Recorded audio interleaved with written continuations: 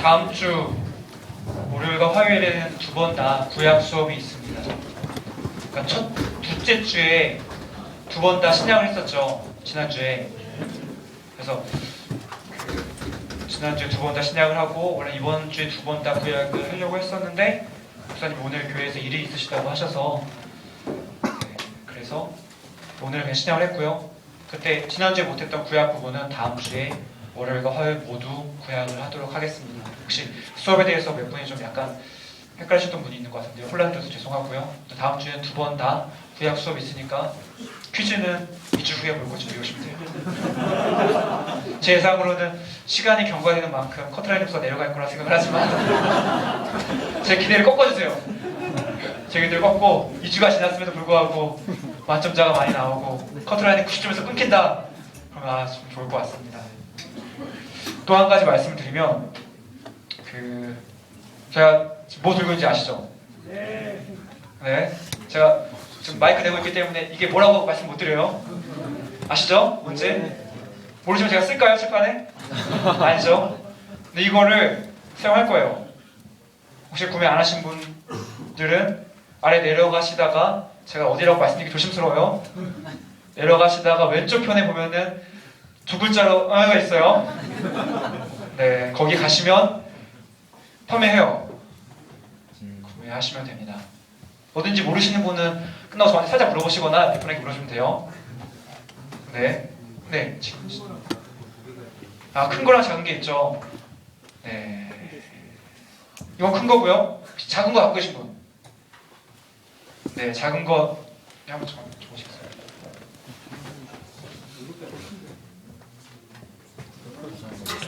네. 이것도 약간 혹시 다른 거 있으신가요? 큰 거 같은데. 다른 옆으로 넘기는 거 혹시 있으신가요? 아, 네, 저거.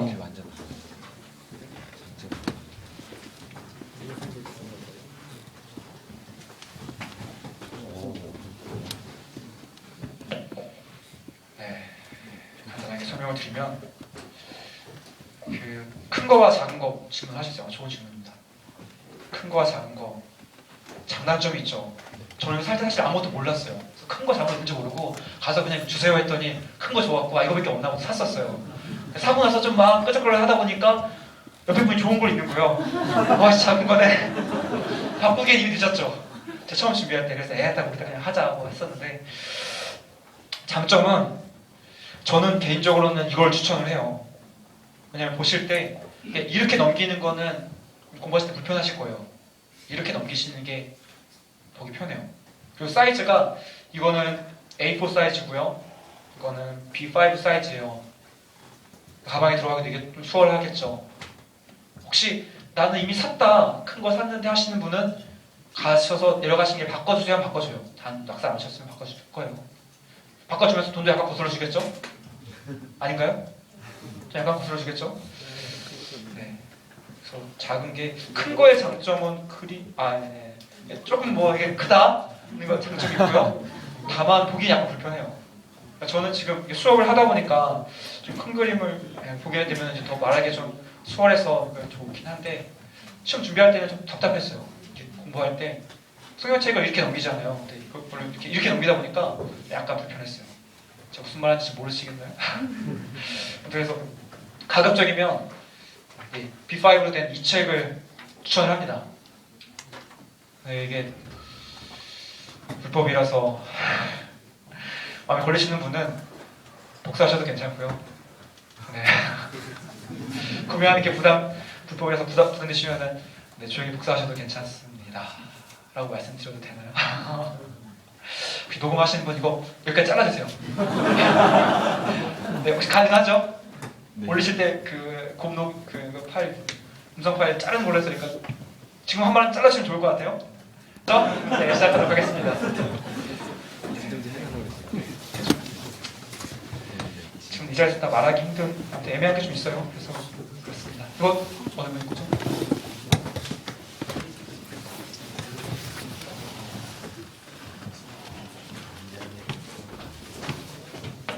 네, 이거는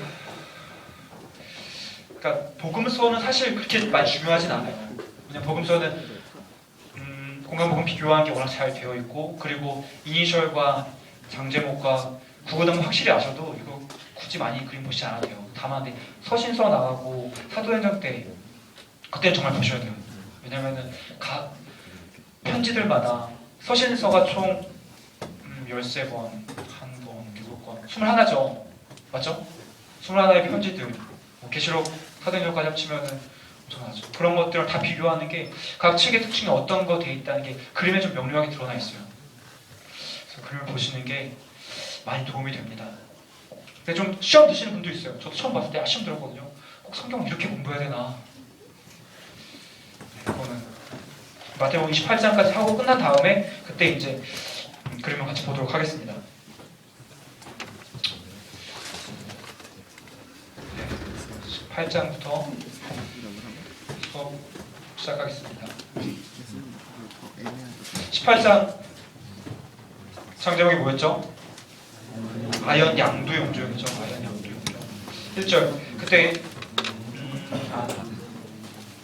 아연 양두용조에서 18장에다가 제자 공동체 설교라고 적어주세요.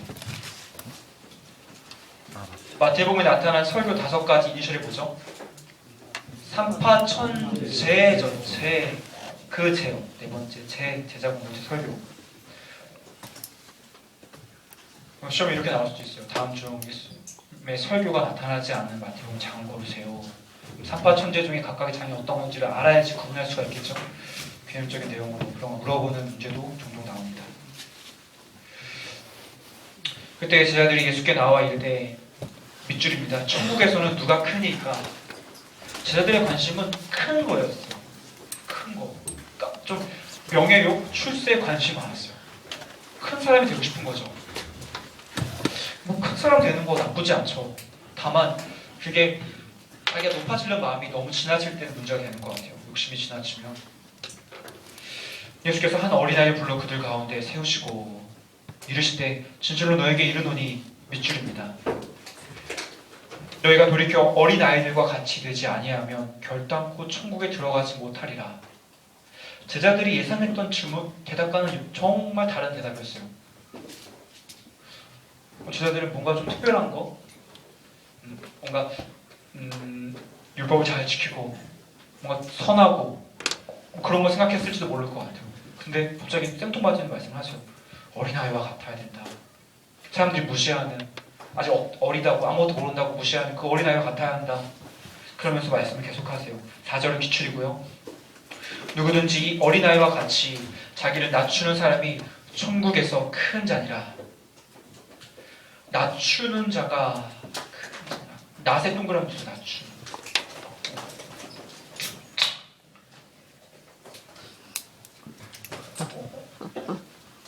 옆에 적어주시면은 마태는 낮추는이고요. 마가는 섬기는, 누가는 작은. 이니셜을 달면 낯섦작이 되겠죠. 낯섦작. 이니셜 낯섦작. 이니셜 낯섦작이 됩니다. 아이들과 같아야 되는데 아이들이 어떤 모습을 배워야 합니까? 라는 거에 대해서 마태에서는 낮추는 자, 마가에서는 섬기는 자, 누가에서는 작은 자. 시험에 이렇게 나와요. 그러니까 예를 들어서 18장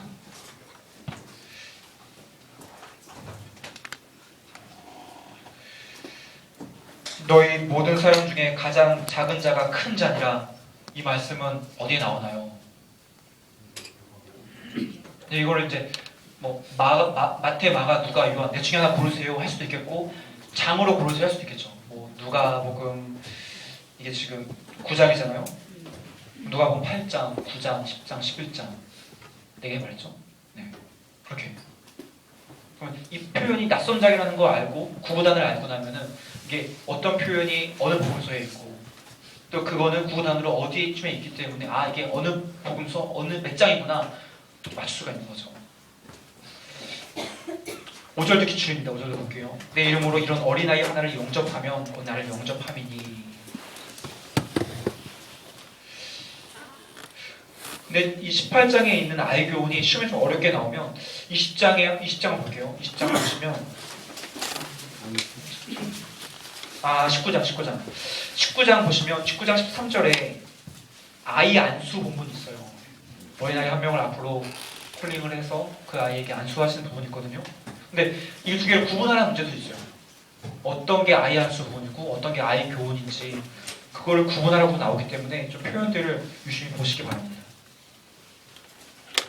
약간 헷갈려요. 그러니까 그 말이 그 말이었거든요. 결국은 어린아이처럼 낮아져야 한다. 어린아이도 뭐 좋다. 그 말을 하려고 하면서 그 말씀을 계속 하시는 거죠. 6절입니다. 누구든지 나를 믿는 이 작은 자 중 하나를 실족하게 하면 사람들이 하도 어린아이를 무시하고 그러니까 그 당시에는 그 사람을 셀 때도 여자가 어린아이 외라고 말했잖아요. 그러니까 어린아이는 그냥 사람들도 안 세는 거죠. 어린아이가 남자건 여자건. 근데 사람들 하도 무시하니까 그러지 마라. 실족하게 하면 차라리 연자 맷돌 밑줄이에요. 연자 맷돌. 연자 맷돌이 그 목에 달려서 깊은 바다에 빠뜨려지는 것이 나으니라. 연자 맷돌은 18, 9, 17이다 말씀드렸죠. 연자 맷돌 17이다. 네. 다른 사람 실족하게 하면 안 되죠. 혹시 스터디 슬슬 하시다 보면은 조금 잘 외우시는 분이 있고 좀 천천히 외우시는 분이 있어요. 그러니까 저 같은 경우는 무언가 새로운 거 지식 받을 때 더딘 편이에요. 근데 대신 한번 제 걸로 만든 거는 좀 오래 기억하는 편이거든요. 그러니까 똑같은 걸 외우라고 시간을 주어주면 저는 항상 꼴찌였어요. 그러니까 뭐 스터디 내 소그룹 내에서 막 외워놓고 하는 거 하면 항상 거의 뭐 잘 못 따라갔었거든요. 그러다 가끔 저를 실족하게 하시는 분들 있죠. 너무 잘 해오셨었는데 그걸 또 너 그거밖에 못해 막 말하면은 마음 상하죠. 저같이 연약한 사람 실족하게 하면은 큰일 나죠. 네, 여러분들 혹시 공부하시다가 내가 조금 더 잘 외우는 것 같아도 옆에 분이 못하시더라도 끌어주세요. 함께 가는 거니까. 소그룹 내에서 함께 끌어가는 거지 서로 비교하려고 스터디하는 거 아니잖아요. 이렇게 손잡고 끌어가는 겁니다. 네, 분이 혹시 뭐 잘 못 적으신 분 있으면은 이거입니다. 설명해 주시고요. 설명하시는 만큼 여러분의 기억에 남을 거예요. 그러니까 혹시 스터디 내에 작은 자가 있다. 연자 맷돌 목에 달기 싫으면 실족하게 하면 안 되죠. 이거는 우리가 평생 이제 교회에서도 누군가를 실족하게 하는 일을 없게 해야 된다. 그 말인 거죠. 실족하게 하는 게 그만큼 예수님 경계하시는 표현이니까요. 7절 밑줄입니다. 실족하게 하는 일들이 있음으로 말미암아 세상에 화가 있도다. 그렇죠. 누군가를 실족하게 하기 때문에 화가 있고 원망이 있고 질투가 있고 시비가 있는 거죠. 실족하게 하는 일이 없을 수는 없으나 실족하게 하는 그 사람에게는 화가 있도다. 만일 밑줄입니다. 내 손이나 내 발, 내 손이나 내 발 밑줄이고요. 내 손이나 내 발이 너를 범죄하게 하거든 찍어내버리라. 찍어버리라는 18구요. 18구. 근데 마태복음에서 찍어버리라는 게 한 번 나왔거든요. 또 혹시 기억나시나요? 네? 기억나시나요? 5장에 나오죠. 5장 볼게요. 마태복음 5장. 찍어버리라는 표현이 있어요. 5장 29절에 보면은 간음하지 말라 말씀하시면서 내 오른 눈이 널 실족하게 하거든, 내 오른손이 널 실족하게 하거든 찍어버리라 이 말을 하죠. 그래서 18, 9, 29절, 30절 오른 눈은 빼버리는 거고 30절에 오른손 찍어버리는 거죠. 네. 그렇죠. 근데 왜 5장에 찍어버리는 표현이 있다. 찍어버리라는 게 18, 9 아이교훈과 연결되는 그 부분이 18, 9에서 마태복음 5장에도 이런 게 있고요. 다른 사람 실족하게 하면 안 되는 것 같아요. 네. 너를 범죄하게 하고도 찍어내버리라. 장애인이나 다리 저는 자로 영생에 들어가는 것이 두 손과 두 발을 가지고 영원한 불 밑줄입니다. 영원한 불. 영원한 불에 던져지는 것보다 나으니라.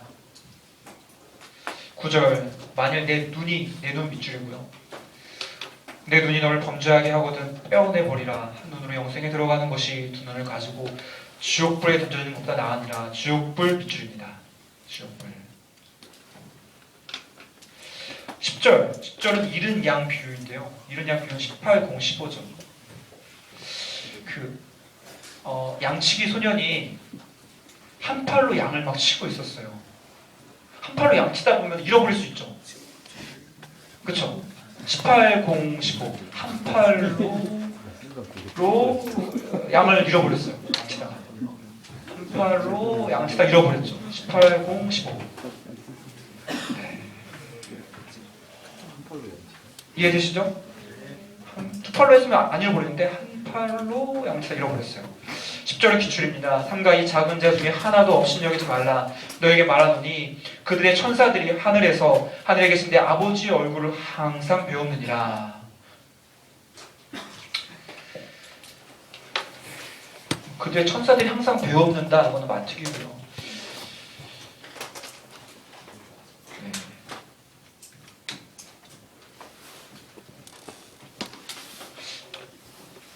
근데 잃은 양 비유에 대해서 마태복음 18장에서는 실족하지 않게 해라 라는 말씀을 하시기 위해서 잃은 양 비유를 사용하시고요. 누가복음 15장에서는 회개에 대한 말씀을 하시기 위해서 잃은 양 비유를 하세요.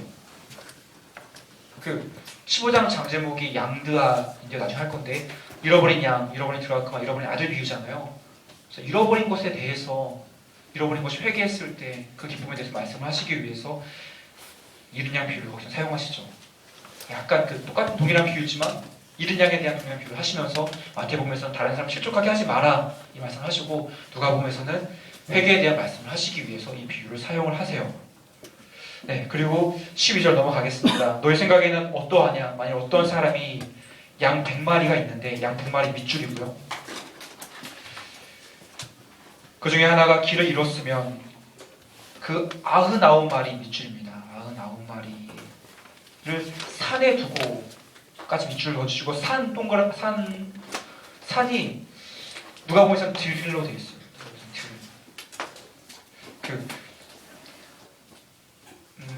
구구단 506이 혹시 뭔지 기억나세요? 뜬금없는 건가요? 506? 산상수훈이 506이잖아요. 뜬금없다. 평지설교. 근데 거기서 산상수훈에서는 산이었고 평지설교에서는 평지 느낌이죠. 그래서 여기서도 마태복음에서는 양 99마리 산에 두고 산상수훈과 연결 지으시고요. 누가복음에서는 들에 두고 평지설교와 연결 지으세요. 그러면 어떤 게 산이 어떤 게 들이다 그건 좀 되실 거예요. 가서 길 잃은 양을 찾지 않겠느냐? 찾겠죠. 진실로 너에게 이르노니 만일 찾으면 길을 잃지 아니한 99마리보다 이것을 더 기뻐하리라. 이와 같이 밑줄입니다. 이 작은 자 중에 하나라도 잃은 것은 하늘에 계신 너희 아버지 뜻이 아니니라.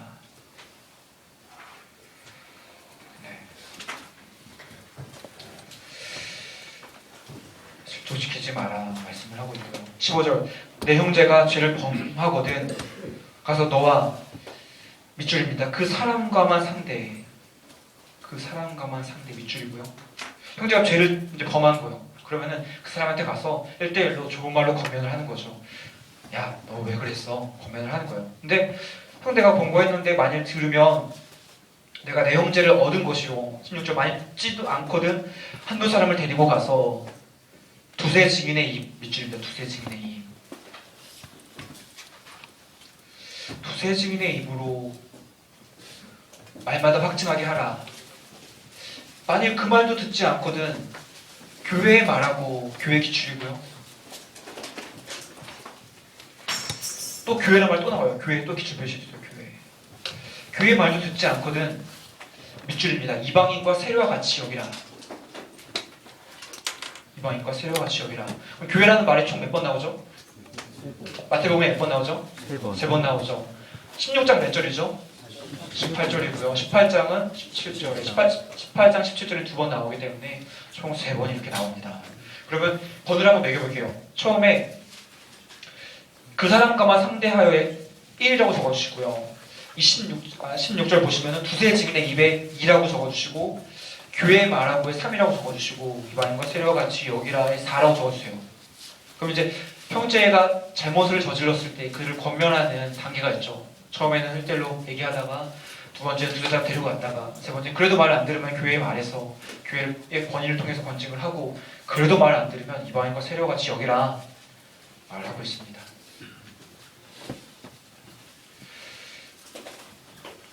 (18절) 진실로 너에게 이르노니 무엇이든지 너희가 땅에서 매면 하늘에서도 매일 것이요 무엇든지 땅에서 풀면 하늘에서도 풀리리라. 진실로 다시 너희에게 이르노니 너희 종의 두 사람이 땅에서 합심하여 무엇인지 구하면 하늘에 계신 내 아버지께서 그들을 위하여 이루게 하시리라. 20절 기출입니다. 두세 사람이 내 이름으로 모인 곳에는 나도 그들 중에 있느니라. 아멘. 기도할 때 많이 인용하는 부분이죠. 소그룹 단위로 기도할 때 두세 사람이 내 이름으로 모인 곳에 분명 계시다고 했으니까 기도하자. 많이 인용하는 부분입니다. 근데 그 부분이 어디에 나와 있는지 어떤 말씀과 연결되는지 구분을 해주세요. 21절부터 계속 보겠습니다.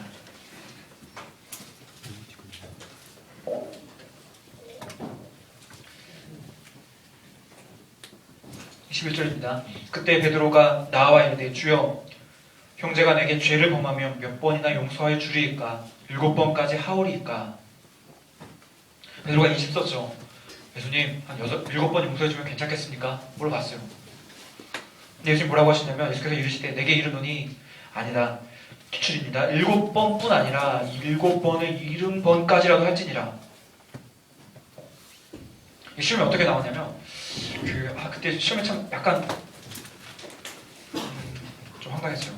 예수님이 마태복음 18장에서 몇 번 용서하라고 가르쳐 주셨냐? 1번 7번씩 7번, 2번 7번씩 70번, 3번 70번씩 7번, 4번 70번씩 70번. 구분되시나요? 그러니까 뭐 이게 490이라는 거 다 알아요. 근데 7 곱하기 70인지 70 곱하기 7인지를 묻는 거죠. 나머지 뭐 1번 보기는 7 곱하기 7, 4번 보기는 70 곱하기 70. 근데 이게 답은 이거잖아요. 근데 지금 보면 답은 당연히 이거지 넘어가겠지만 나중에 보면 헷갈릴 수가 있으니까 이걸 헷갈리지 않게 정해야 되는데 이렇게 생각하면 돼요. 베드로가 처음에 뭐라고 얘기했죠? 몇 번 얘기했죠? 7번. 베드로가 말한 숫자를 먼저 언급을 하신 거예요. 7번. 그리고 나서 아니다. 7번씩 70번을 해라. 그래서 7이 앞에 와요. 70 곱하기 7이 아니라 7 곱하기 70인 이유가 베드로가 7번이면 됩니까? 말했더니 아니다. 7번씩 70번을 더해라. 라고 얘기를 해서 7 곱하기 70이라고 외워주세요. 물론 이런 문제가 시험에 또 나오진 않겠지만 혹시 모르니까요. 나중에 기출문제 푸시다 보면은 이 문제가 보일 거예요.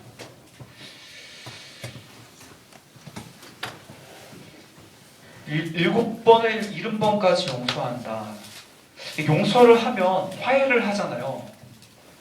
화해하면은 악수하죠. 그렇죠? 악수할 때 한 손으로 악수하죠 주로.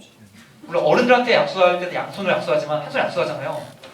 한 팔로 악수하면서 일치를 보죠. 한 팔로 일치. 한 팔로 악수하면서 일치를 한다. 한 팔로 악수하면서 일치를 하죠. 18, 57.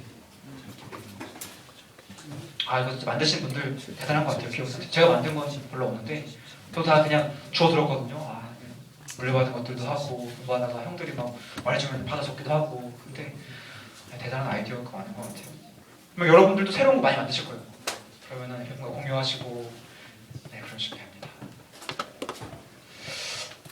네, 23절 그러므로 천국은 그 종들과 결산하려 하던 어떤 임금과 같으니 결산할 때 근데 누가복음에서는 그냥 7번만 됐다고 말하고 있어요. 7 곱하기 70은 마태 표현이고요. 누가복음에서는 그냥 7번만 되어 있습니다. 24절부터 볼게요. 결산할 때 10,000달란트 빚진 자 기준이죠. 10,000달란트 빚진 자. 하나를 데려오매 갚을 것이 없는지라. 10,000달란트면 진짜 뭐 엄청난 돈이죠. 헤아릴 수 없는 돈입니다. 갚을 것이 없는지라 주인이 명하여 그 몸과 아내와 자식들과 모든 소유를 다 팔아 갚게 하라 하니 다 팔아도 갚을 수 없는 돈인데 그 종이 엎드려 절하며 이르되 내게 참으소서 다 갚으리다 하거늘. 배짱 좋아요. 그 많은 돈을 다 갚겠다고 말하고 있어요. 그 종의 주인이 불쌍히 여겨 놓아 보내며 그 빚을 탕감하여 주었더니 이게 딱한 거죠. 열심히 제가 다 갚겠습니다 말하고 있지만 다 갚을 수 없다는 거 알기 때문에 야 됐다 그냥 가라 했어요. 그 종에 나가서 자기에게 기출입니다. 100데나리온 빚진 동료 한 사람. 엄청난 빚을 탕감받고 돌아가는 길에 자기에게 100데나리온 빚진 사람을 만났어요. 만나 붙들어 목을 잡고 이르되 멱살을 잡고 내 돈 갚아라 빚을 갚아라 한 거죠. 그 동료가 엎드려 간구하여 이르되 제가 만약 동료였다면 야 너도 탕감받았는데 나한테 이러기야 너 치사하다 그렇게 했지만 그렇게 말 안 해요. 그냥 그 동료가 엎드려 간구하여 이르되 나에게 참아주소서 갚으리이다. 혹시 빚진 사람은 죄인인 것 같아요. 허락하지 아니하고 이에 가서 그가 빚을 갚도록 옥에 가두건을 나빴죠. 그 동료들이 그것을 보고 이런 나쁜 놈을 만나 몹시 딱하게 여겨 주인에게 가서 그 일을 다 알리니 이에 주인이 그를 불러다가 말하되 악한 종아 내가 빌기에 내가 내 빚을 전부 탕감하여 주었거늘 내가 너를 불쌍히 여김과 같이 너도 내 동료를 불쌍히 여김이 마땅하지 아니하냐 하고 주인이 노하여 그 빚을 다 갚도록 그를 목졸들에게 넘기니라. 35절 기출입니다. 너희가 각각 마음으로부터 형제를 용서하지 아니하면 나의 하늘 아버지께서도 너에게 이와 같이 하시리라 말씀하고 계시죠. 18공 17에서 마태복음과 누가복음의 비유가 약간 다르긴 한데 마태복음에서는 10,000달란트 빚진 사람이 나오고 100데나리온 빚진 사람이 나오잖아요. 누가복음에서는 500데나리온 빚진 사람과 50데나리온 빚진 사람이 나옵니다. 물론 내용도 약간 상이하고요. 결국 10,000달란트 빚졌다는 건 우리가 하나님께로부터 받은 죄사함을 말하고 있고요. 우리가 친구들, 가족들에게 뭐 용서해 주는 거는 한 100데나리온이다. 제가 지난 주일에 이제 교회에서 설교를 하면서 용서에 대한 설교를 했어요. 설교를 준비하면서 굉장히 마음이 좀 무겁더라고요. 저는 성경에 나와 있는 말씀 중에 제일 제가 지키기 어려운 거는 이거 같아요. 용서해라. 왜냐면 용서한다는 건 이미 마음이 상한 상태잖아요. 누가 나에게 잘못을 하거나 원망 들을 만한 일을 하거나 그런 상태에서 내 의지를 꺾고 자아를 꺾어서 용서한다는 건 참 쉽지 않은 것 같아요. 그래서 설교 준비하면서 참 괴로웠고 설교하면서도 나도 못하는 건데 우리 아이들한테 용서하라고 말할 자격이 있나 싶지 않았는데 네, 하지만 뭐 성경에서 말씀이 있으니까 제가 잘 못해도 대화는 해야 되겠죠. 그런 마음으로 설교를 했는데 용서에 대한 내용을 말씀하고 계세요. 용서 쉽지 않은 것 같아요. 정말. 하지만 그래도 예수님 말씀하셨으니까 노력은 해야겠죠. 예. 10,000달란트 빚졌다 생각하면서 용서하려고 노력을 해야겠죠. 19장 넘어가겠습니다. 19장 1절 말씀 보다가 제가 방금 이거는 내가 잘 못하는 거네 그래서 잠깐 머무르다 보면은 그냥 암기하다가도 조금 말씀에 의미부여를 하는 거죠. 김준수 시인의 이런 시가 있잖아요. 한 송이 꽃이 있었는데 그 꽃의 이름을 불러주기 전에는 들풀이었지만 그 꽃의 이름을 불러준 순간 나에게 다가와서 의미가 되었다. 그냥 보시다가 의미가 다가오시는 순간 성경책과 여러분이 대화를 하시는 겁니다. 여러분의 성경책이 되어가는 거죠. 우리가 관주 여백 성경이나 그 아가페 열린 성경을 사용하는 이유가 옆에다가 이제 적는 거잖아요. 여러분만의 성경을 만드시는 거예요. 그렇다고 내가 복음이 되면 안 돼요. 내가 복음이 되면 안 되지만 이걸 여러분이 보시기 편하게 평생 목회하는데 이거 하나 내가 평생 갖고 있겠다는 마음으로 정리를 하시면 좋아요. 여러분은 시험 끝나고 나시면 분명히 자료를 다 버리실 거거든요. 근데 그때도 평생 버리지 않을 자료는 사실 성경책과 그림책이에요. 그래서 자료 정리하실 때 뭐 노트 준비하시는 것도 좋지만 저는 개인적으로는 2개 안에 웬만한 자료 다 넣으라고 말씀드리고 싶어요. 성경책과 그림책 안에. 성경책에 여백이 부족하신 분은 그림책 여백 많잖아요. 거기다가 다 넣으세요. 2권만 있으면 나중에 평생 목회하실 때 비전이 되실 거예요. 무슨 얘기하다 여기까지 왔죠? 아무튼 그러니까 형님 말씀 보다가 우리가 암기를 위주로 하잖아요. 우리의 목표는 물론 하나님의 말씀을 분별하고 깨달은 것도 있지만 좀 더 솔직해진다면 합격이잖아요. 그렇죠? 그러기 위해서 열심히 공부를 하다 보면 때로는 마음이 좀 차가워질 수도 있는데 말씀 보다가 묵상을 하게 된 부분이 있다면 그 부분은 좀 더 깊이 외워지겠죠. 네. 19장 넘어가겠습니다. 1절 이혼교훈 이혼에 대한 교훈이죠. 이혼교훈 구구단이 어떻게 되죠? 50, 18, 마태복음 19장이라고 했었죠. 아닌가요? 50 잘못 말했나요? 50, 16이죠. 죄송합니다. 50, 16 마태복음 19죠. 50, 16 마태복음 19인데 네, 여기 그 19가 이게 여기 있다는 거죠. 그래서 마태복음에서는 구구단이 5장과 19장 두 개가 다 나오기 때문에 적어주시면 됩니다.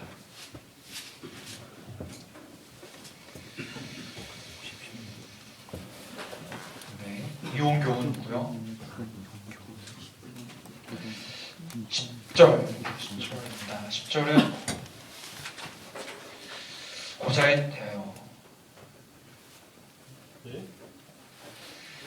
10절은 고자에 대하여 고자가 굳이 뭔지 제가 설명을 이 시간에 여기서 하지 않아도 괜찮죠? 네, 일단 보면은 좀 다시 말씀드릴게요. 제가 고자에 대하여 이렇게 적어주세요. 고자에 대하여라고 적어주면 돼요. 자세한 설명은 다시 하겠습니다. 13절 아이 안수 컴마하고 기도 아이 안수 기도 16절 부자 청년 16절 부자 청년 청년이 부자였나봐요. 부자 청년 구구단은 19, 10, 18 19, 10, 18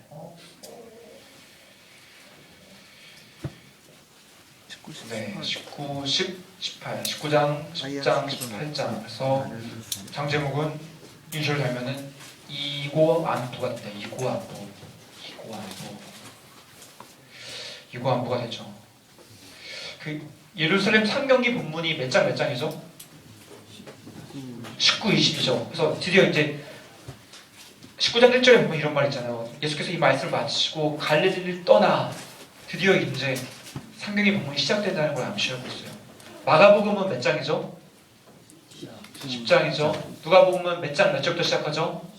9장 51절부터 19장 27절까지죠. 네, 이거는 그 공간복음서의 뼈대기 때문에 꼭 외우셔야 됩니다. 1절 보겠습니다. 예수께서 이 말씀을 마치시고 갈릴리를 떠나 상경기가 시작된다라는 걸 말하고 있어요. 상경기. 그러니까 서울로 향한다. 서울이 그다음 여기에서 수도는 이제 예루살렘이기 때문에 예루살렘으로 간다 거죠. 요단강 건너 유대 지경에 이르시니 2절 큰 무리가 따르거늘 예수께서 거기서 그들의 병을 고치시더라. 예수님의 3대 서역이 뭐죠? 이니셜이 가정부죠. 가르침, 고침, 전파하심. 고치심에 대해서 굉장히 많이 나와요. 몇 장이죠? 가정부? 4장, 9장. 4장, 9장 이것도 제가 얘기했었나요 이거? 2의 제곱, 3의 제곱. 알았나요? 4장, 9장이잖아요. 4, 9. 이 숫자에는 의미가 있죠. 물론 이거 많이 하신 분들은 사고다시. 사고다시. 그쵸, 사고다시. 그죠? 근데 저는 이게 떠오르더라고요. 4는 2의 제곱이고 9는 3의 제곱이구나. 예수님의 그 사역을 압축한 것 때문에 이렇게 의미 있는 숫자로 해놨구나. 4와 9의 의미를 부여했습니다. 저는.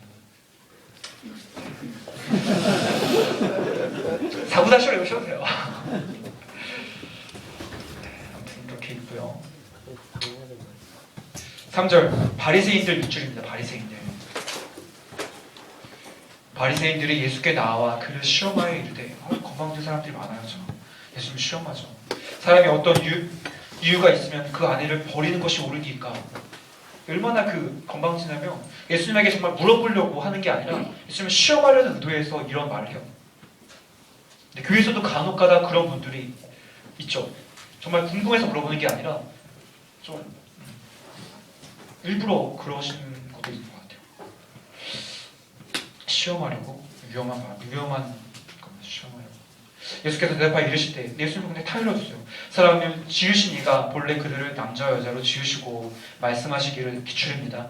그러므로 사람이 그 부모를 떠나서 아내에게 합하여 그 둘이 한 몸이 될지니라. 창세기 2장 말씀을 이렇게 인용을 했는데요. 이혼 교훈 이게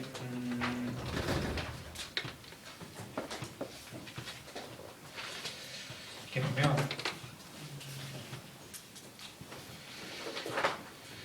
19, 10 여기 19, 10에만 이게 있어요. 19, 10에만 이 말씀이 있거든요. 그러니까 구약의 창세기 2장 말씀을 인용한 거는 원래 이혼 교훈은 그 5, 10, 16 마태복음 19장이잖아요. 그 중에서 마태복음 19장과 마가복음 10장에만 이 말씀을 인용을 했어요.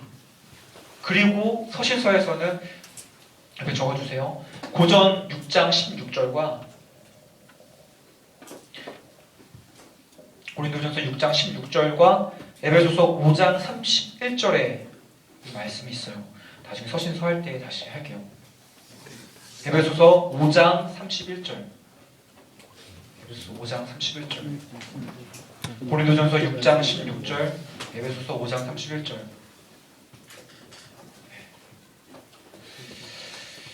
몸이 될지니라 하신 것을 읽어보지 못하였느냐. 그런즉 이제 둘이 아니오 한 몸이니 그러므로 하나님이 짝지어 주신 것을 사람이 나누지 못할지니라.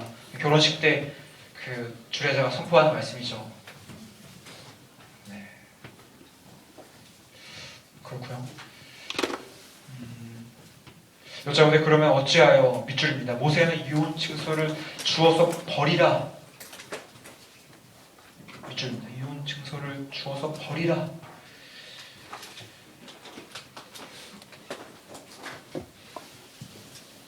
과연 명하였나이까? 예수께서 이르시되 비추입니다. 모세가 너희 마음의 완악함 때문에 아내 버림을 허락하였거니와 완악함 가로치기입니다.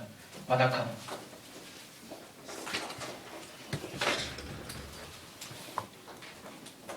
본래는 그렇지 아니하니라. 내가 너에게 말하노니 비출입니다. 누구든지 음행한 이후에 아내를 버리고 다른 데 장가드는 자는 간음함이니라.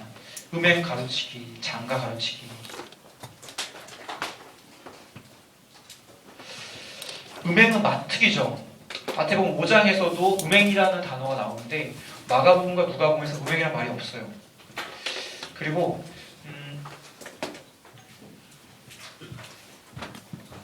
마태복음에서는 아내를 버리고 다른 데 장가드는 자는 간음함이니라 되어 있는데 마가복음에서는 또 아내가 남편을 버리고 다른 데로 시집가면 간음을 행함이거니와. 그러니까 남자뿐만 아니라 여자도 남자를 버릴 수 있다는 걸 마가복음에서 말하고 있는데 마태복음에서는 그 유대적인 사고에서는 여자가 남자를 버린다는 건 상상할 수 없는 거죠. 그래서 마태에서는 남자가 여자를 버린다 그리고 장가 간다는 말만 있습니다. 네, 마태복음에 좀 약간 그런 표현이 있고요. 10절 예수께서 지자들이 이르되 만일 사람이 아내에게 이같이 할진대 장가들지 않는 것이 좋겠나이다. 그러면 아예 장가가지 않는 것이 낫지 않겠습니까? 예수께서 이르시되 사람마다 이 말을 받지 못하고 오직 타고난 자라야 할지니라. 모태솔로가 있다는 거죠. 모태솔로가. 난 모태로부터 솔로로 지정된 자라고 한 사람이 있다는 겁니다. 12절 어머니의 태로부터 된 고자도 있고 밑줄입니다. 어머니의 태로부터 된 고자도 있고 사람이 만든 고자도 있고 아유 끔찍하죠. 사람이 만든 고자도 있고 밑줄입니다. 천국을 위하여 스스로 된 고자도 있도다. 밑줄입니다. 이 말을 받을 만한 자는 받을지어다. 아유 안 받으셔도 돼요. 저는 그 아름다운 가정을 이루어서 이 땅 가운데 퍼뜨리는 것도 하나님께서 우리를 향한 뜻이라고 굳게 믿는 사람이기 때문에요. 네, 모태솔로 분들에게 강하게 권합니다. 빨리 소개팅하라고. 너무 오래 기도하지 말고 좀 친구들한테 너네 해라 그러면은 기도해야지. 말하는 친구도 있어요. 그러면은 기도 충분히 했으니까 빨리 만나라 말하거든요. 너무 기도만 하는 것도 조심스러운 것 같습니다.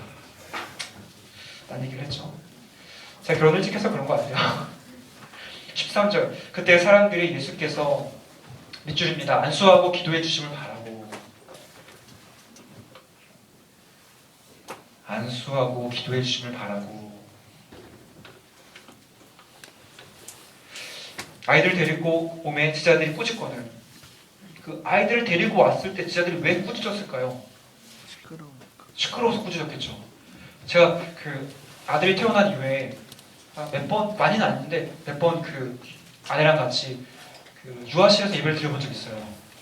드리고 나와서 아내랑 저랑 쳐다보면서 한 말은 하나였어요. 이건 아니다. 물론 교회에 그 유아실이 꼭 필요해요. 여기 예배당에서 써도 안 되지만 거기서 예배 드리다 보면은 정말 정신하나도 없더라고요. 애들 막 뛰어다니고 왔다 갔다 하고 내가 예배를 드린 건지 아닌지 막 헷갈릴 정도로 쉽지 않더라고요. 근데 아마 그런 것 때문이었을 것 같아요. 아이들이 지금 우리 교실에도 어린아이 한 명이 이렇게 얌전하게 앉아 있는데 저 친구는 정말 얌전한 거죠. 네, 안녕. 정말 얌전한 친구예요. 저런 친구가 있다면 교회 아주 아름답겠죠. 근데 막상 우리가 만나는 아이들은 그렇지는 않아요. 정말 막 뛰어다니고 장난 아니고. 뭐 헤어날 새 곳이 없다고 옛날도 마찬가지였던 것 같아요. 막 이렇게 정신없이 애들이 막 뛰어다니고 그러니까 제가 되게 꾸짖죠. 아니 지금 우리 예수님, 우리 선생님이 얼마나 바쁘신데 지금 애들한테 안수하고 기도해 주실 그럴 분이 아니야. 좀 그러면 안 돼. 막 그러면서 꾸짖거렸어요. 14절 예수께서 이르시되 비추립니다. 어린 아이들을 용납하고 내게 오는 것을 금하지 말라. 천국은 이런 사람의 것이니라. 천국 가로치기. 그 아이들이 오는 것을 용납하라. 금하지 말라. 천국은 이런 사람의 것이니라.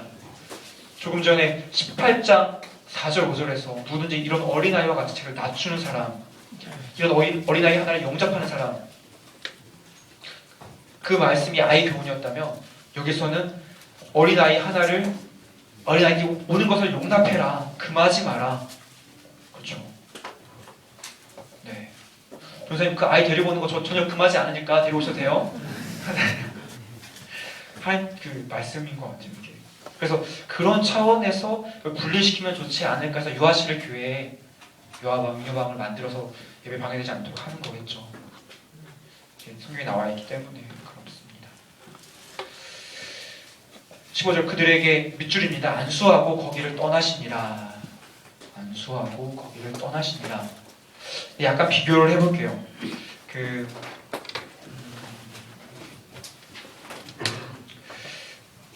13절에 안수하고 기도해 주시면 바라고 사람들이 아이를 데리고 왔잖아요. 근데 마가복음과 누가복음에서는 만져주심이라고 되어 있어요. 만져주심.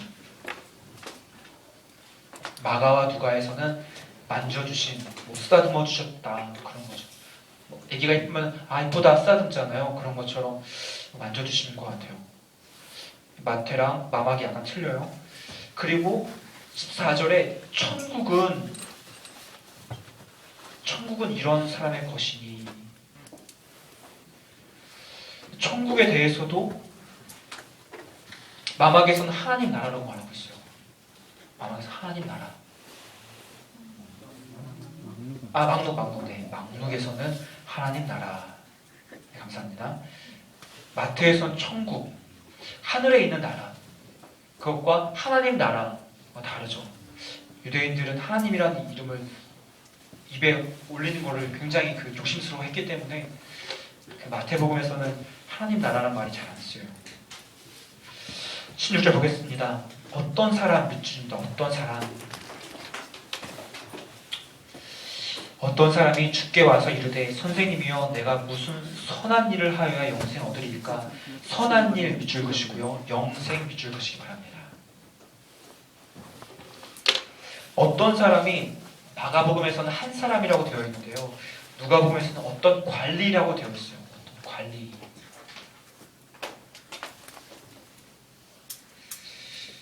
그러니까 이 부자 청년이 관리였다. 문헌에 의하면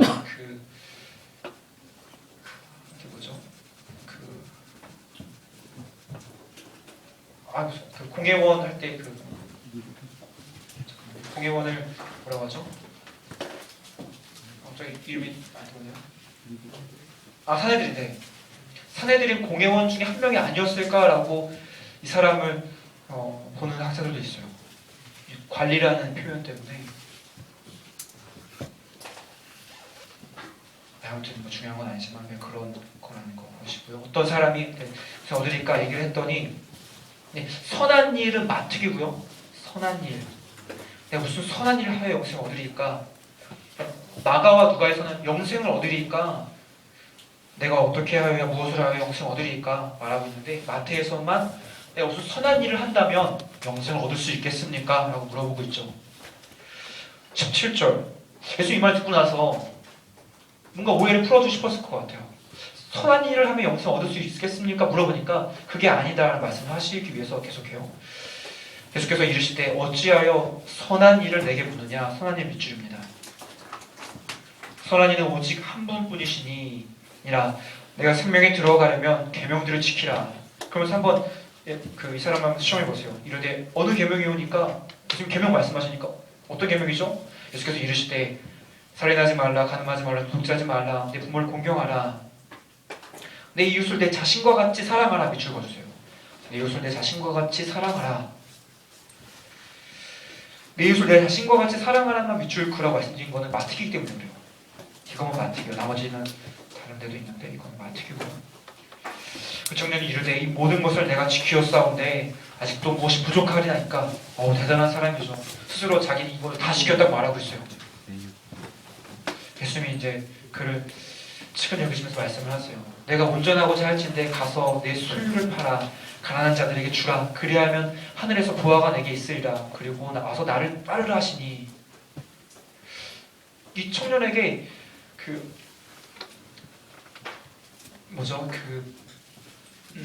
가서 내 소유를 다 팔아라 말하는 거는, 이 사람은 자신 있게 저는 계명 다 지켰습니다 말하고 있지만 계명 다 지키고 있지 않아요. 내 이웃을 내 자신과 같이 사랑하라. 그걸 말씀을 계명을 지킨다면 자기 걸 다 팔아서 주겠죠.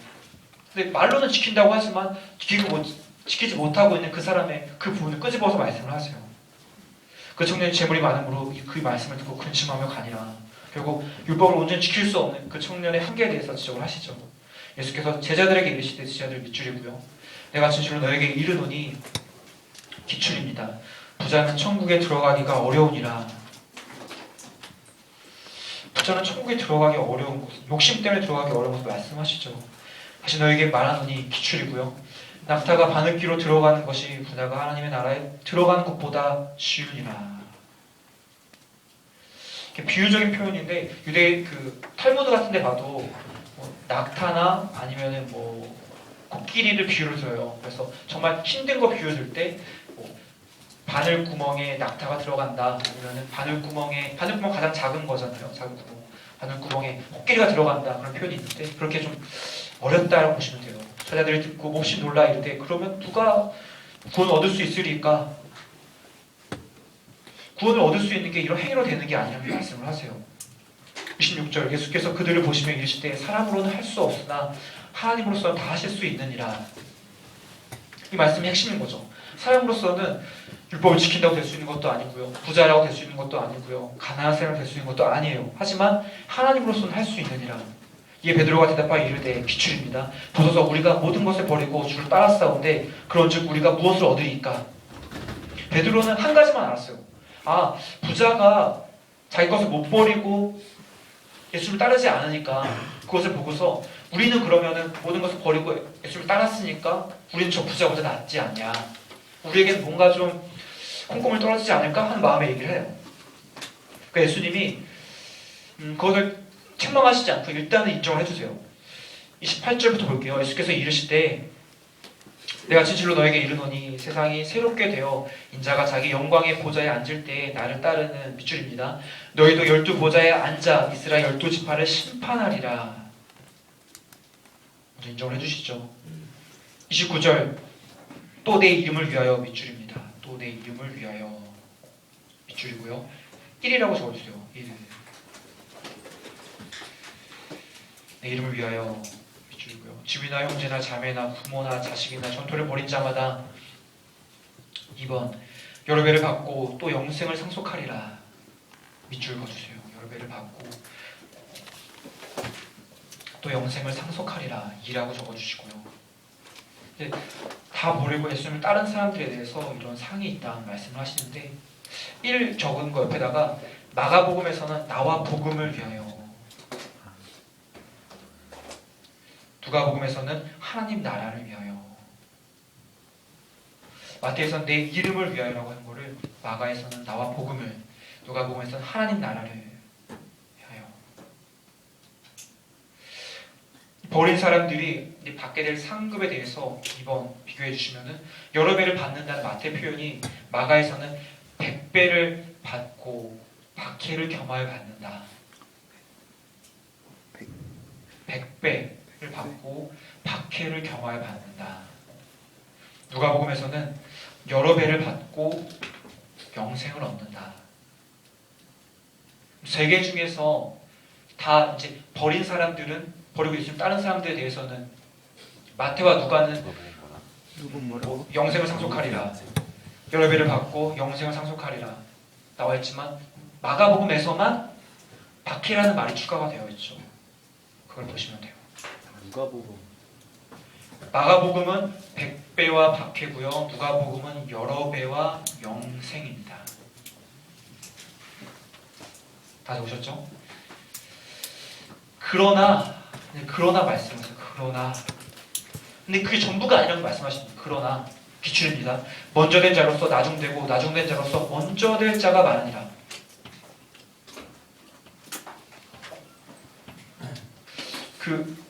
이제 그러면서 그 이어진 맥락으로 20절 20장에 있는 포도원 품꾼 비유를 말씀을 하세요. 포도원 품꾼 비유를 제가 갈래지 먼저 말씀드리면 어차피 그거잖아요.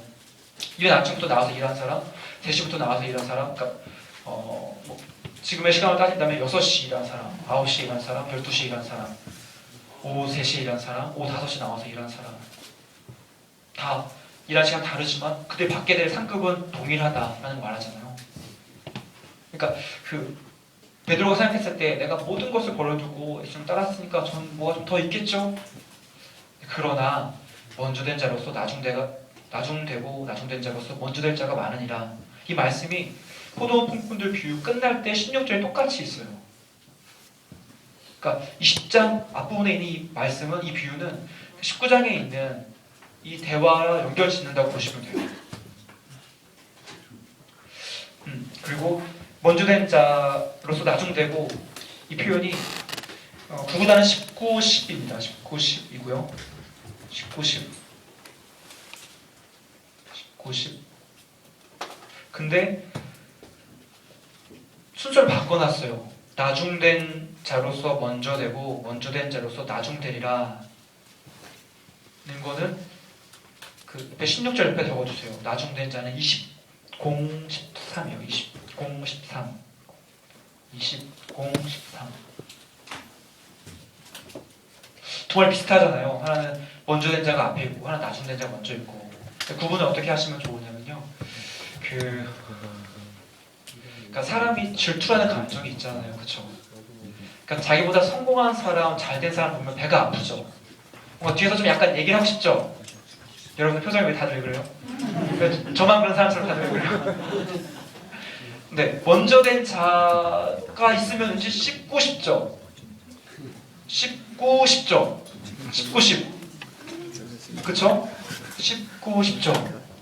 그러면 안 되지만 물론 사람의 질투라는 감정 때문에 씹고 싶어요. 씹고 싶. 근데 이거랑 이제 나중된 자가 앞에 있는 걸 구분하라는 말씀에서 이걸 얘기를 했고요. 20장 장제목 볼게요. 20장은 1절 포도원 품꾼 비유. 1절 포도원 품꾼 비유. 1절은 포도원 품꾼 비유고요. 17절 순환예고 세 번째 3차 순환예고라고 적어주세요. 3차 순환예고. 포도원 품꾼 비유는 그 구단이 없습니다. 포도원 품꾼 비유는 구단이 없고요. 3차 순환예고 구단이 어떻게 되죠? 20, 10, 18. 1차는 뭐죠? 16, 8, 9였죠. 2차는 뭐죠? 17, 9, 9. 1차는 그거랑 같다고 보시면 돼요. 베드로의 신앙 고백. 2차는 변화산 사건 같다고 보시면 돼요. 17, 9, 9. 3차만 외우시면 돼요. 20, 10, 18. 세 개는 이거 오늘 집에 가기 전에 꼭 외우세요.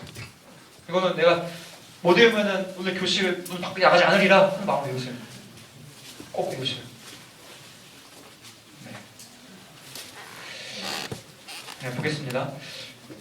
20절 세베대 아들의 어머니 요구. 세베대 아들의 어머니 요구. 구구단은 20:10입니다. 20:10. 세베대 아들의 어머니 요고 20:10. 20장 마가복음 10장. 세베대 아들 어머니 요고 29절 여리고 맹인치유. 29절 여리고 맹인치유. 29절 여리고 맹인치유. 시계를 보시는 분이 한두 분 막 생기고 있죠. 네, 그래도 우리 힘들지만 조금 더 할게요.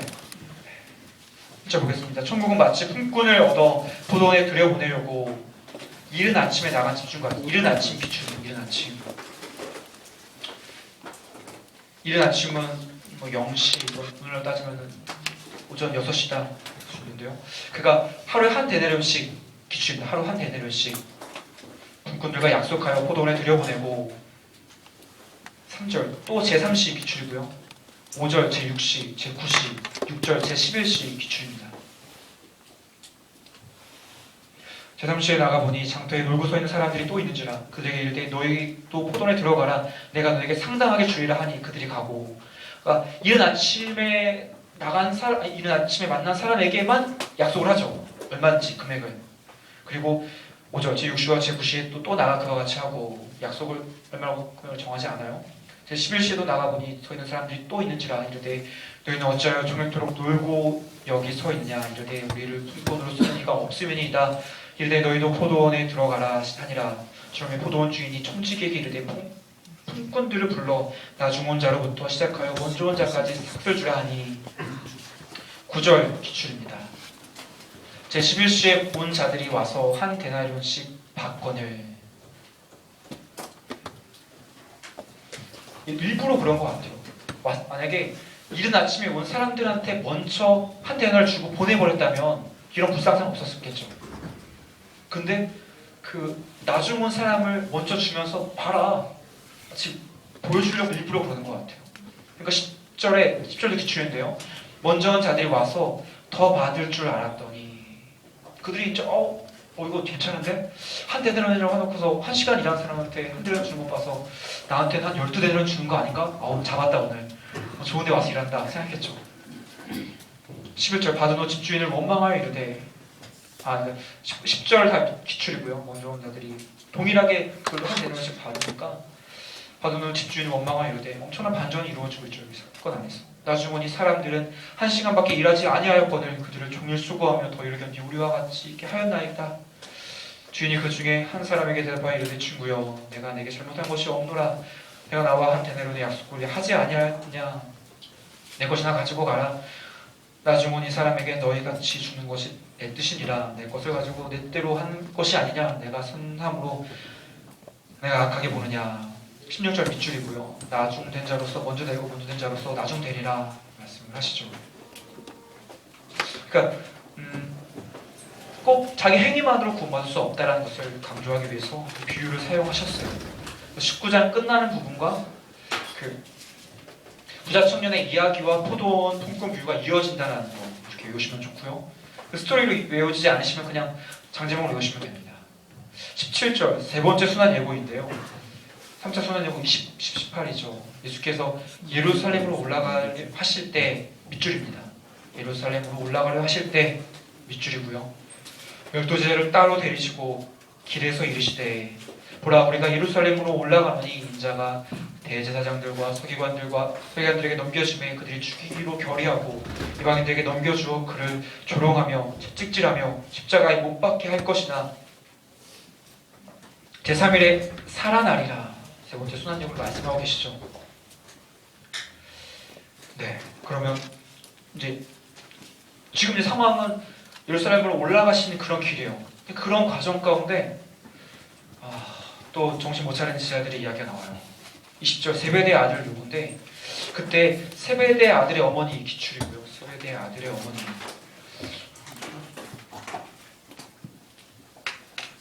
세베대의 아들의 어머니 기출이고요. 마가복음에서는 야고보와 요한이 직접 말했다라고 말하고 있어요. 마가복음에서는 야고보와 요한이 직접 이렇게 언급을 해요. 예수님께. 근데 마태복음에서는 치맛바람처럼 표현을 해요.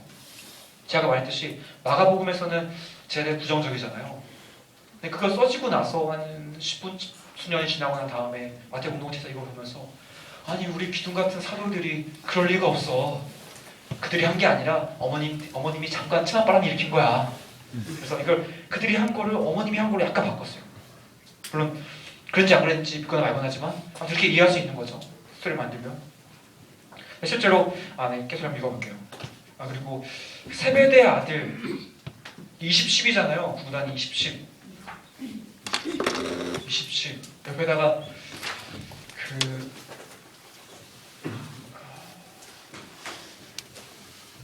배가 3개가 있어요. 30이죠. 30은 20 더하기 10이잖아요. 그쵸? 세배대 아들 어머니 요구니까 20-10이에요. 구단이 3배잖아요. 배가 3개가 있으면 30이 되잖아요. 3동그라미 되니까.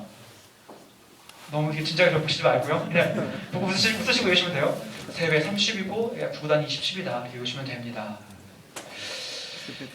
예수께서 이르실 때 무엇을 원하느냐 이르되 나의 이 두 아들을 주의 나라에 하나는 주요 편에 하나는 주의 좌편에 앉게 명하소서. 치맛바람을 일으키는 거죠. 예수께서 대답하여 이르실 때 너희가 구하는 것을 알지 못하는도다. 어떤 고난인지 알지 못하신다고 말씀하세요. 밑줄입니다. 내가 마시려는 잔을 너희가 마실 수 있느냐? 과연 마시겠느냐? 그들이 말하죠. 할 수 있나이다. 할 수 있나이다. 23절 이르실 때 너희가 과연 내 잔을 마시려니와 내 좌우편에 앉은 것은 내가 주는 것이 아니라 내 아버지께서 누구를 위하여 예비하셨든지 그들이 얻을 것이니라.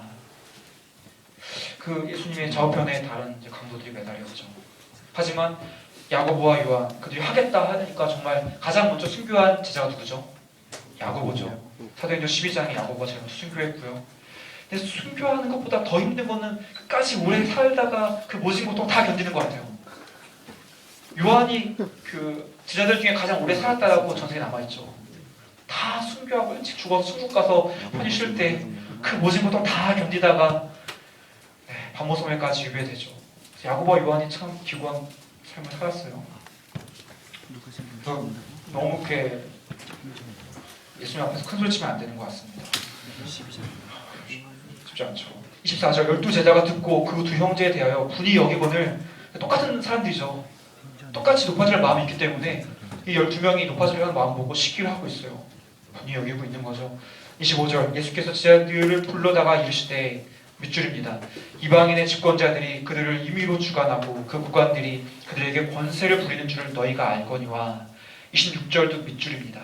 너희 중에는 그렇지 않아야 하나니 너희 중에 누구든지 크고자 하는 자는 너희를 섬기는 자가 되고. 27절도 밑줄이고요.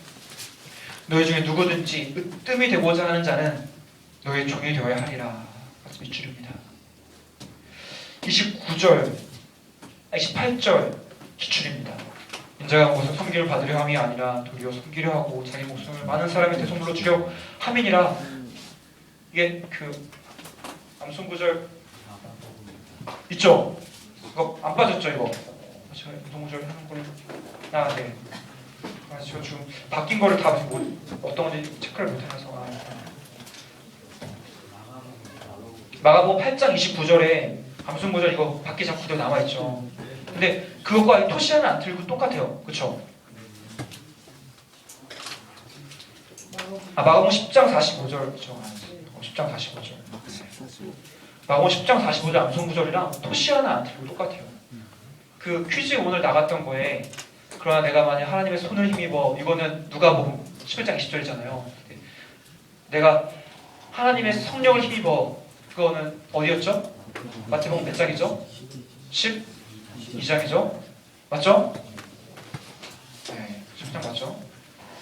거기는 약간 토시가 틀린데 여긴 토시는 안 틀고 있기 때문에 이거 절까지도 보시면 좋아요. 이런 거는 시험에 좀 낚는 문제로 나올 수도 있죠. 20장 28절 29절 거의 다 끝나갑니다. 여기까지만 하고 끝낼게요. 그들이 29절부터는 이제 여리고 맹인 치유 사건이 나오는데요. 여리고 맹인 20, 10, 18이잖아요. 20, 10, 18 20, 10, 18을 사람 얼굴 하나 그려줘 보세요. 여리고 맹인 사람 얼굴을 하나 그리면 눈이 두 개 있죠? 20. 코가 있죠? 10. 20, 10, 18이잖아요. 그쵸? 여리고 맹인 치유 사건 구구단 20, 10, 18인데 보세요. 눈이 두 개 있죠. 20. 코가 하나 있죠. 10, 18. 입이죠. 네. 20, 10, 18. 여리고 맹인 치유 구구단 20, 10, 18. 이건 정말 고전이에요. 이거는 그 구구단 암송 기억 장치 중에 고전 중에 고전이죠. 이 그림을 보고 웃으시는 분은 내가 초보구나 생각하시면 돼요. 네, 아직 이거 구구단 암송 기억 장치 중에 고전입니다. 이거는 여리고 맹인 치유 20, 10, 18. 물론 제가 만든 게 아니란 말이죠. 선배들이 다 이렇게 이거 외우고 합격하고 막 그런 거죠. 보겠습니다. 그들이 여리고에서 떠나갈 때 밑줄입니다. 여리고에서 떠나갈 때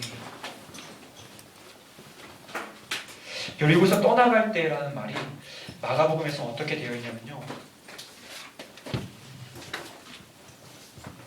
여리고에서 나가실 때 여리고에서 나가실 때 마가복음 여리고에서 나가실 때 누가복음에서는 여리고 가까이 가셨을 때 누가복음에서는 여리고 가까이 가셨을 때 약간 다르죠. 마태에서는 여리고를 갔다가 떠나가시는데 마가에서는 여리고에서 나가실 때 마마는 약간 비슷한데 누가에서는 여리고 가까이 가셨을 때라고 표현을 하고 있어요. 그럼 우리가 예수를 따르니라 30절 밑줄이고요. 맹인 두 사람 그 마태는 두 명이라는 것도 많이 강조하거든요. 마가에서는 이 맹인이 바디메오다라고 밝혀요. 맹인 이름이 바디메오다. 누가복음에서는 한 맹인이다. 마태에서는 맹인이 두 명이다. 마가에서는 그 맹인 이름이 바디메오다. 누가에서는 맹인이 한 명이다. 그러니까 마태에서 두 명을 주로 언급하는 이유는 유대적인 경향이 두증인법을 사용하기 때문이 그래요. 어떤 걸 증명을 할 때 혼자 말하는 것보다는 두세 사람의 입으로 말하는 게 효력이 있다는 것을 알기 때문에 마태는 두증인법을 주로 많이 사용을 해요. 맹인 두 사람이 길가에 앉았다가 예수께서 지나가신다 함을 듣고 소리질러 이르되 지출입니다. 주여 우리를 불쌍히 여기소서 다윗의 자손이여. 예수님을 가리켜서 다윗의 자손이라 말하죠. 하니 그 뒤부터는 이제 패 내려놓으시고 들으셔도 됩니다. 그냥 아무것도 없습니다. 우리가 꾸짖어 잠잠하라 하되 더욱 소리질러 이르되 주여 우리를 불쌍히 여기소서 다윗의 자손이여 하는지라. 사람들이 막 시끄러우니까 조용히 말하고 있는데 불구하고 계속해서 기도를 합니다. 어떤 어려움이 있어도 기도를 하고 있는 거죠. 예수께서 머물러 서서 그들을 불러 이르시되 너에게 무엇을 하여 주길 원하느냐. 그들의 기도 제목은 분명했어요. 예수님께서 가끔 가다가 만나서 사람들과 기도 제목이 뭔가요? 말했을 때 선뜻 안 나오신 분들이 있어요. 그러니까 기도할 제목이 없다는 거죠. 지금 삶이 너무 편하기 때문에 그냥 기도하지 않아도 된다.